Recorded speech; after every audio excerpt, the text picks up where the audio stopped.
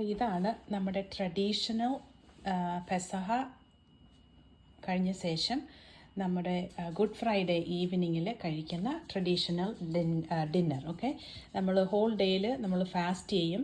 Fast ചെയ്തതിന് ശേഷം വൈകുന്നേരം ഇതിപ്പോൾ അമേരിക്കയിലായതുകൊണ്ട് നമുക്ക് സെപ്പറേറ്റ് പയർ പുഴുങ്ങാനും ഒന്നും നേരമില്ല എന്നുണ്ടെങ്കിൽ ഒരു ഇലക്ട്രിക് കുക്കറിനകത്ത് ചുമന്ന നമ്മുടെ കേരള കുത്തരി, അത് കഴിഞ്ഞിട്ട് 1 കപ്പ് ചെറുപയർ, പിന്നെ 1 ക്യാൻ തേങ്ങാപ്പാൽ ഒഴിച്ചിട്ട് പ്രഷർ കുക്ക് ചെയ്ത കഞ്ഞിയാണ്. അധികം ലിക്വിഡും അല്ല, എന്നാൽ അധികം തിക്കും അല്ല.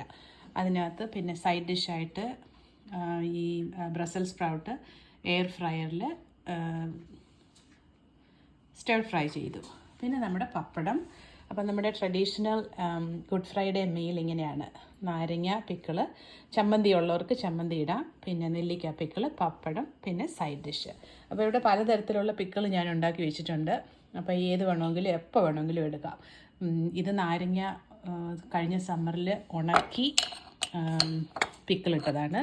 ഇത് നമ്മുടെ നെല്ലിക്ക മുഴുവനെ ഇട്ട് പിക്കിള്.